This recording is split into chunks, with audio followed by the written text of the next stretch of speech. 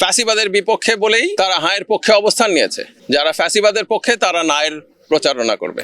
সরকারি প্রতিষ্ঠান, আধা সরকারি, বেসরকারি সহ সবাইকে আহ্বান জানিয়েছে এবং তাদের সাহায্য চেয়েছে।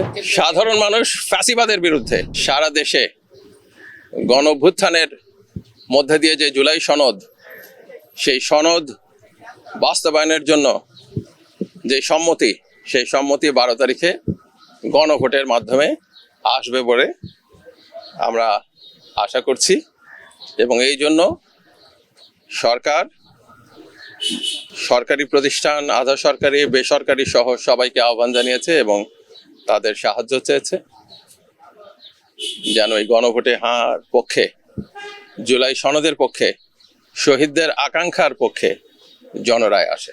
সাধারণ মানুষ ফ্যাসিবাদের বিরুদ্ধে, আর না হলে বাংলাদেশে পরিবর্তন আসতো না জনসমর্থন ছাড়া।